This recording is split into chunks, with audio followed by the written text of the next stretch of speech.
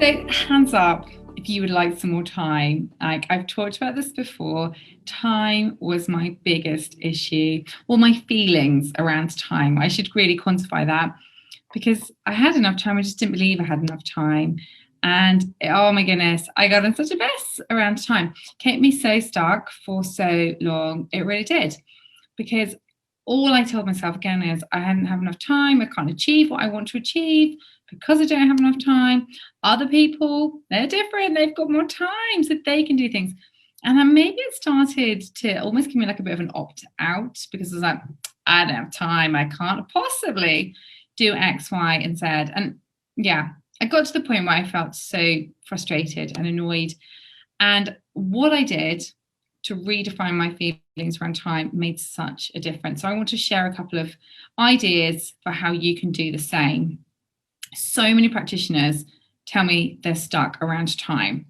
Either you're stuck in the early phase, got the job, trying to the massage, the therapy, the physio, whatever it is you do is like the side hustle, and you're trying to fit it all in. And that is hard. Don't get me wrong, I'm not belittling that. It's really challenging. Or like me, you've got young children, no time. But the more you tell yourself you don't have time, the less time you will have. So I get it. Wherever you are on your journey, I bet you'd like more time. So here is what I did and what you can do too. Firstly, and this is a hard one, believe that you can fit it all in. Like you really can make time work for you. It might not feel like it right now, but you can. I'm sure you've had that feeling when time seems to go really slowly and time seems to speed up. When you believe that time is on your side and that you can pack it all in, you can. Like, there's more tips to how to do that, but it's got to start with the belief. Because if you're trying to do the how to fit more stuff in, but you don't believe it's possible, it won't get you there. You know, that is like my overarching message. The strategy doesn't work without the mindset. Okay. And it's exactly the same for this issue around time. So believe time's on your side. Believe you can make it work. Like for a long time, I did not believe that I could post content, the same content, mind you, on both Facebook and Instagram on the same day. I did not think that was possible. Never mind did I think I could run two separate businesses. I just didn't think that that was an option, didn't believe it was possible. When you change your belief, it really changes everything. Then I got stuck thinking with social that I couldn't post on Instagram and on stories. I was like, no, I haven't got time for that. So when you decide you can and you have an intention and you put your energy in the right place, literally you can achieve so much. You really can. Which leads to my next point. You may need to slow down to speed up. Sounds crazy, doesn't it? I would have said the same not so long ago myself. But right, when you feel like you've got a million things to do, which I bet is so many of you watching this right now, you're thinking, I've got 1,000 things to do. You feel overwhelmed, you feel frantic, you feel stressed, you feel kind of crazed, fried, all those kind of ones. But none of those feelings lead to productivity, clear thinking, efficiency. So you're trying to do everything 100 miles an hour, trying to do 20 things at once. But with this wrong kind of headspace, you actually get less done. Knock-on effect, you feel you have less time. And so that cycle keeps continuing. If you can just take a moment, an energy break, whether that's a meditation, whether it's just sitting outside, whether it's just simply having a cup of tea, whether you lie on the floor, you listen to a guided meditation, you just do something, you journal, you just cuddle the cat, stroke the dog, whatever it is, just doing something to stop that buzzy, I call it a buzzy feeling, but you know what I mean? When you're like coursing with adrenaline, like, oh, I've got so much done, I've got so much to do. That is the opposite of efficiency. So you've got to get yourself to slow down to speed up and achieve more. It's not having a cookie and 10 cups of tea, although I'm a big fan of tea. It's just slowing down to let your energy reload, and then you can redirect it. And when you couple this energy kind of, what's the word, reboost, reset with the belief you can fit it all in, you're like turbocharged for achieving stuff. Now, what I see with so many people is it's not the time, it's not having a plan. That is the issue. And I've had the same problem. So if you added up all the bits of time I had, I probably did have the time, but I didn't know what to do when I didn't like start working instantly. That's probably the best way to word it. I'd like spend 10 minutes deciding what to do. And I bet you're nodding along, lots of you to this. Then you might get distracted on social or an email pings in or a text or something. And then before you know, like 20 minutes, 30 minutes have gone, the clock's ticking. You're like, oh my God, I'm done with work, I've achieved everything.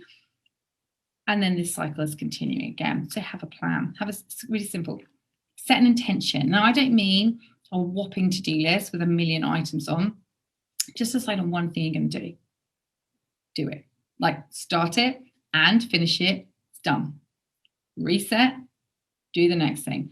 It really is as simple as that, because what happens is you always feel like you're working and you're not really making any progress. And that's so frustrating. Been there. Okay. No new time. I love this idea. You already have these little pockets, these little windows of time. But it goes back to the last point, because you don't know what you're doing. We don't have a clear plan of what to do each day. These little windows of time are not being used.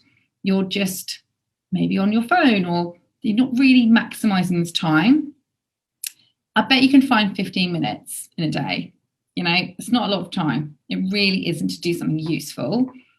15 minutes gets eaten up left, right, and center if you're not careful. But if you add 15 minutes up every single day for a month, it's like almost a whole day. It's like, what, 7 hours or so, maybe a bit more. That's a lot that you could be using. So make sure you aren't wasting these little mini pockets of time. Just think, what could I do with this 15 minutes? Like a client's running late, you've got somewhere early, you've got these little slots. Take some action. Check in with 3 clients, call up a vet, post on social, just do something. And when you commit to taking action every single day, it does add up. It's only 15 minutes. So no new time.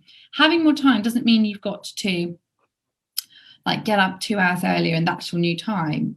It's maximizing what you've already got as part of it as well. Set some boundaries. This was probably one for me. I just felt like I was always interrupted, which then put me in that stressed feeling, which then meant I got frantic again. I didn't actually achieve as much as I could. So have some boundaries, enforce them. I think one of the worst things about running your own business is you feel like you could always be working. So just because you could be working every single evening doesn't mean you should, or on the weekends. Now, I know there's lots to fit in, but that doesn't mean you don't get time off. Set some boundaries around your time. Like when you're doing admin time, that is admin time. It's not, you're not like playing on Facebook. It's not time for people to interrupt you. It's not time that a client can just be like, oh, can I just like pick your brains for, an hour? Or, oh, actually, can you just squeeze in one appointment that's miles away and you've only got one horse to see and that's like half the day gone? Set some boundaries around your time. Your time is precious. And when you tell other people that and you enforce those boundaries, it makes a real difference. It really does. Just be clear about when you're working and not working. You'll feel so much more refreshed. And again, you'll be more efficient for it. Put a price on your downtime. Like, is time working for you? Are you using all your time as you effectively as you would be, if you were paying for it or being paid? So what's your hourly rate? Set yourself an hourly rate. And next time you think you're doing something a bit boring, somewhere you don't want to be, watching something that's not really floating your boat, is it worth whatever it is, $100 an hour, £50, £80, whatever your rate is it worth it? You'll find largely you'll be like, no, I didn't feel like I got £50 worth of fun out of whatever that program was or whatever you're doing. So when you do that, it just makes you so much more intentional with your time. It really, really does. So in short, you can achieve anything you want. You can make time be on your side. You just need to believe it, firstly, and then you just need to be adopting habits to make you more efficient. Even if, like, slowing down to speed up doesn't sound particularly logical, trust me, they've really worked. These things have worked miracles for me, and I would love to offer you the same help to make time work for you, because it's a horrible feeling. I've been there, got stuck there for a long time. So let me know how you're getting on. You can create more time. You can get more done. and you can enjoy your time more. Take care. Bye.